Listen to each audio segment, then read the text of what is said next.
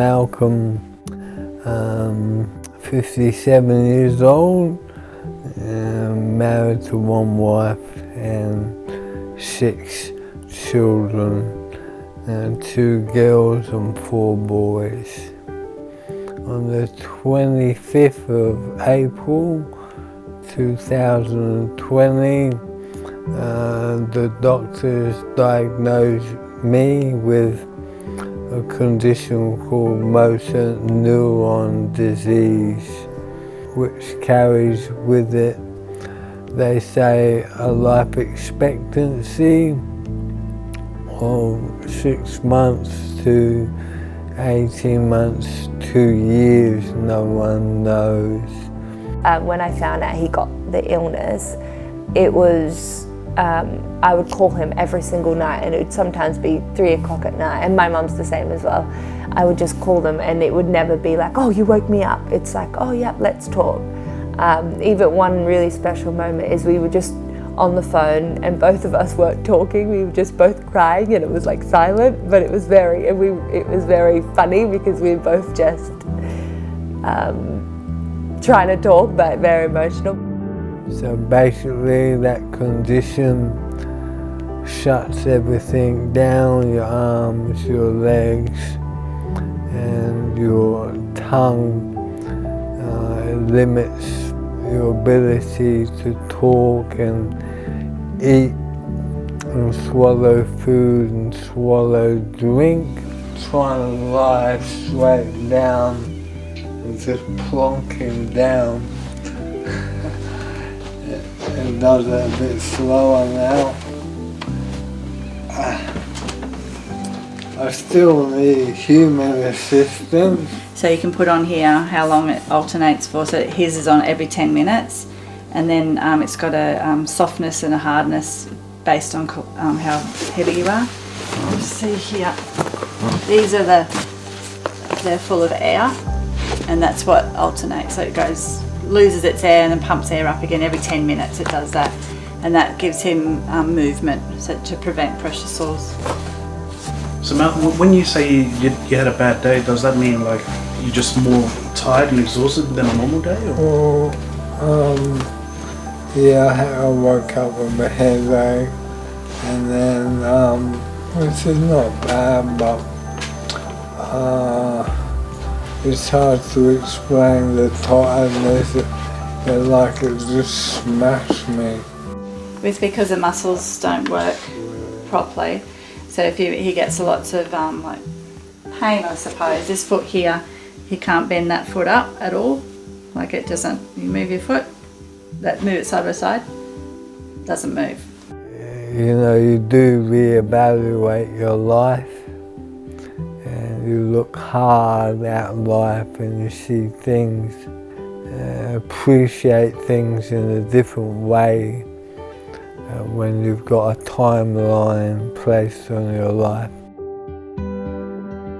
So the hardest thing about this condition for me is I love to drive, and other people now drive for me, and I consider myself to be a great driver, and I consider other people not to be as great as me. His favourite spot to make him stop crying is put him there. Yeah. I've always said to my family, I don't really have a bucket list. You know, I'm just happy with the day-to-day kind of thing, but so I've just asked them what their bucket list is, things they want to do with me. So now I've got to go deep sea fishing and go-karting, coffee shops. What he really loves to do is I just love watching him with our kids, and he always wants to show them stuff and like teach them how to kick a ball or how to draw or just anything he can teach them, he will, yeah, he loves that. My boys are organising a deep sea fish next weekend. Yeah, but I've never been deep sea, so I really like to do that.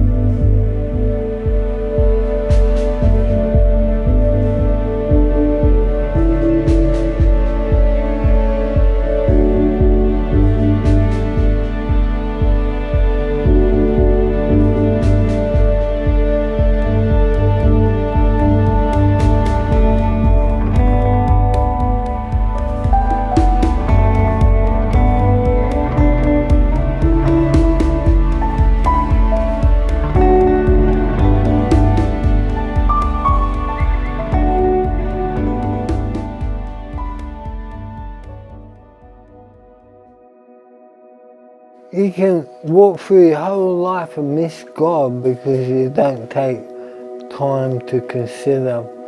I love sitting out on the front there because it gives me time. I can look at the cloud and I think, wow, it's suspended, that massive piece of vapour suspended in the sky. That's God's idea.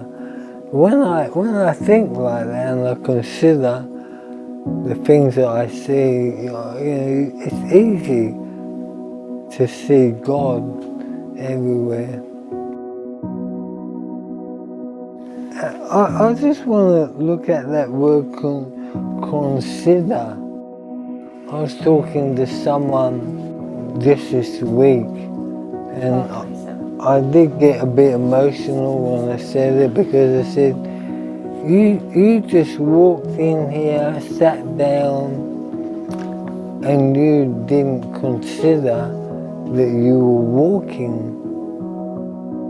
And I said, but for me, when I get up in the morning and I stand on my feet, I firstly thank God that I'm walking, and then I take a step, but I consider every step, because I don't know if you know Tawila, but I've been diagnosed with motor neurone disease, and they say it will shut down my whole body. I'll become totally paralysed, and the last thing that they say will be paralysed is my lungs, and they say that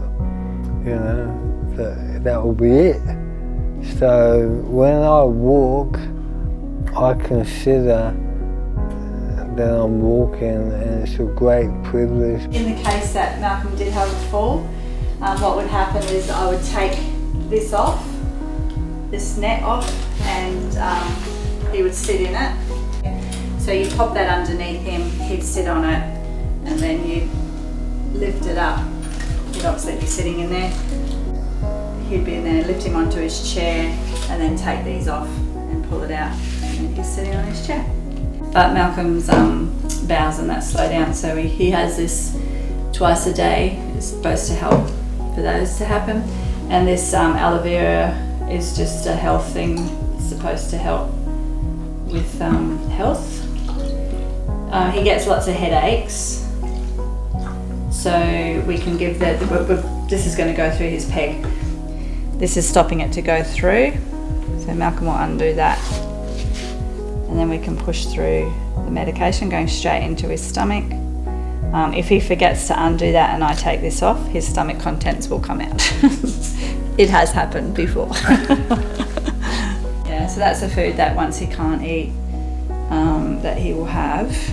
So this is it's an outdoor ensuite because our ensuite's too small, so he can't fit the chair, the bath chair in. So they've hired this out. It's got the shower, it's got hot water and a toilet, and it's just here for 6 months or so. And it's sad, some people just spend all their life working or locked down in this small world, and then then the bucket list is really big. Yeah, but my life's been, you know, for me it's been fulfilling, and so, you know, when you're full up, you know, you don't need any, you know, chocolate cake because you're pretty full.